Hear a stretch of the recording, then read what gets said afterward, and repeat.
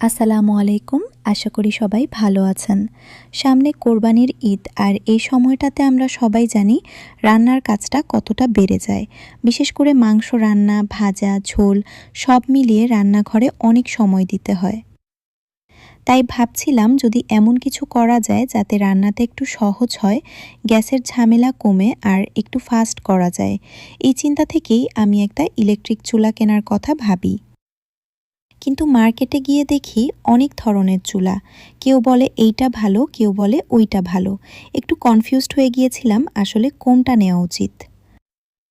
শেষে অনেক ঘোরাঘুরির পর আমি নিউ মার্কেট সিটি কমপ্লেক্স থেকে ২টা চুলা কিনে ফেললাম।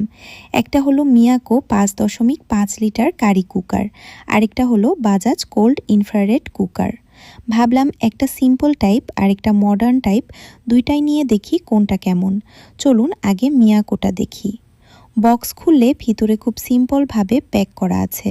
ভিতরে একটা বড় পাতিল আর একটা এক্সট্রা পাতিল পাওয়া যায়, মানে একসাথে ২টা পাত্র। এটা ভালো লেগেছে আমার কাছে, কারণ কখনো ভাত কখনো তরকারি এইভাবে আলাদা করে ব্যবহার করা যাবে। পাতিলের মেটেরিয়ালটা মোটামুটি ভালোই লাগছে, একেবারে পাতলা না আবার খুব হেভিও না। হ্যান্ডেলটা ঠিকঠাক আছে আর ঢাকনাটা বসলে ভালোই ফিট হয়। এই টাইপের কুকার দিয়ে আসলে এভরিডে রান্না সহজ হয়। ভাত, ডাল, তরকারি এগুলো করার জন্য ভালো। যারা বেশি ঝামেলা ছাড়া রান্না করতে চায় তাদের জন্য কনভিনিয়েন্ট।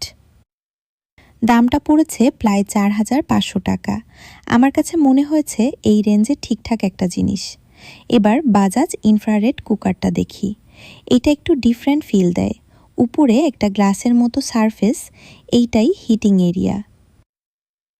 ডিজাইনটা একটু মডার্ন, দেখতে ভালো লাগে। সামনে টাচ বাটন আছে আর একটা ডিসপ্লে যেখানে সেটিং দেখা যায়। ২,২০০ ওয়াট পাওয়ার বলছে, মানে হিটটা ভালোই দেওয়ার কথা। কিন্তু এখানে একটা ইম্পর্ট্যান্ট জিনিস আছে, এই গ্লাস টপটা একটু সেনসিটিভ। জোরে কিছু ফেললে ক্র্যাক হতে পারে, ভারী কিছু ধাক্কা লাগলে ড্যামেজ হতে পারে। আর রান্না করার পরে এই সারফেস অনেক গরম থাকে, তাই সাথে সাথে হাত দিলে পুড়ে যাওয়ার চান্স আছে।